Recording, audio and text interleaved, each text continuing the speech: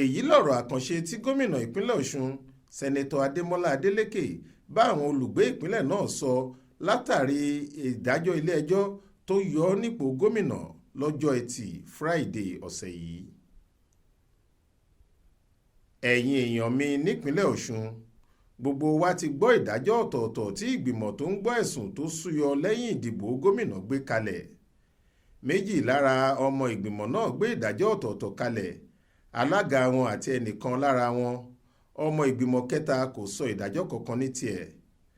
Ìdájọ́ alága ìgbìmọ̀ náà fìdí rẹ̀ múlẹ̀ pé àdìjú ìbò wà, nígbà tí ọmọ ìgbìmọ̀ kejì faramọ́ ìdúró wa gẹ́gẹ́ bó ṣe wà nínú ẹ̀rọ BVAS tó jẹ́ ibi àkọ́kọ́ láti mọ iye àwọn olùdìbò tó jáde láti dìbò.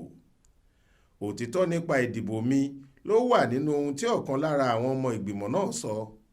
Ọ̀rọ̀ lórí àdìjú ìbò tí alága ìgbìmọ̀ sọ ní tiẹ̀ kò lẹ́sẹ̀ nílẹ̀.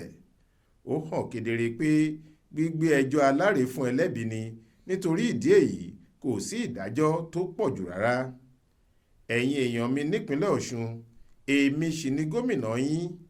Mo lẹ́tọ̀ọ́ sí pípe ẹjọ́ kòtẹ́milọ́rùn lórí ìdájọ́ alága ìgbìmọ̀ yìí, mo sì ti sọ fáwọn agbẹjọ́rò mi láti ṣe bẹ́ẹ̀ gẹ́gẹ́.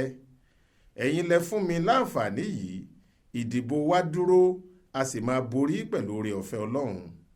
Mo rọ̀ yín pé kẹ́ ẹ ní sùúrù, kẹ́ ẹ máa bá iṣẹ́ yín lọ lálàáfíà. Ẹ jọ̀wọ́ ẹ bọ̀wọ̀ fófin. A nígbàgbọ́ kíkún nínú Ọlọ́run àti nínú ẹ̀ka ètò ìdájọ́ wa. Kí Ọlọ́run bùkún yín, kí Ọlọ́run bùkún ìpínlẹ̀ Ọ̀ṣun, kí Ọlọ́run bùkún orílẹ̀-èdè Nàìjíríà.